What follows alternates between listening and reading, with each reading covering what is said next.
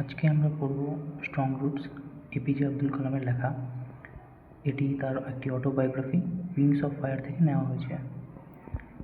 I was born into middle-class Tamil family in the island town of Rameswaram in the erstwhile Madras state.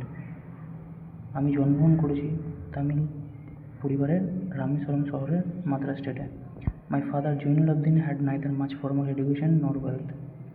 আমার বাবা জৈনুল আবদিনের না শিক্ষা ছিল না সেরকম সম্পত্তি ছিল।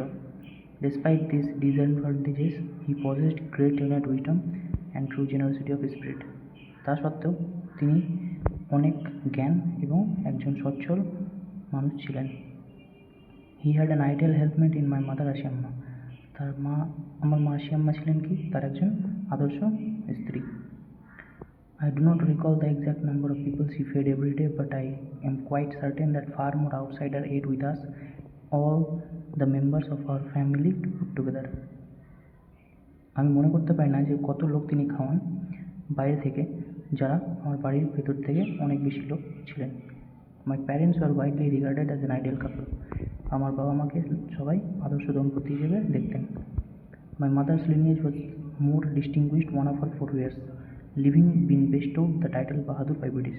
আমার মায়ের পরিবার বেশি উঁচু ছিল কারণ আমার মায়ের পরিবার বাহাদুর উপাধি পেয়েছিল ব্রিটিশদের থেকে।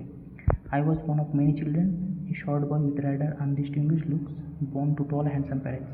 আমি ছিলাম তাদের একজন ছেলে অনেকগুলো জনের মধ্যে। আমি দেখতে ছিলাম ছোট্ট অ্যান্ড রাদার আনডিস্টিংগুইশড লুক, খুব একটা ভালো নয়, কিন্তু আমার বাবা মারা লম্বা এবং সুন্দর ছিলেন।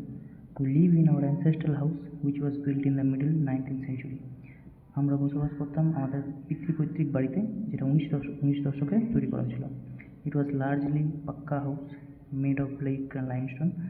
এটা একটি বড় বাড়ি ছিল যেটা ইট এবং চুনাপাথর তৈরি। On the Mosque Street Rameswaram, যেটি কোথায় ছিল? রামেশ্বরমে মস্ক স্ট্রিটে।